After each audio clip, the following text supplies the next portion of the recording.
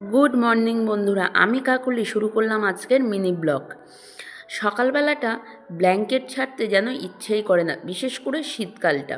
কিন্তু আমরা বাড়ির বউ, আমাদের তো শুয়ে থাকলে হবে না, যত দেরি করে উঠবো তত দেরি হবে কাজ সারতে। ঠাকুরের নাম করে উঠে পড়লাম বিছানা থেকে, ঘরের কিছু কাজ সারলাম, সারার পরেই চলে গেলাম রান্নাঘরে টিফিন বানাতে। টিফিনে বানিয়েছিলাম চাউমিন।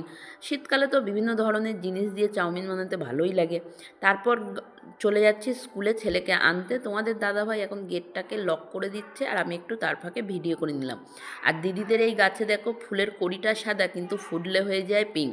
সম্ভবত এই ফুলটাকে পাহাড়ি ধুদ্র বলে, আমাদের এখানে তো সেটাই বলে। তারপর বাইকে করে যাচ্ছি, আর দেখো কচি কাচারা কত সুন্দর প্যান্ডেল করছে সরস্বতী পুজোর জন্য। রাত পোয়ালেই সরস্বতী পুজো, শেষ মুহূর্তে চলছে প্যান্ডেলের ডেকোরেশন। হাজারো কোটি কোটি টাকার থিম কিন্তু এই বাচ্চাদের প্যান্ডেলের কাছে হার মেনে যায়।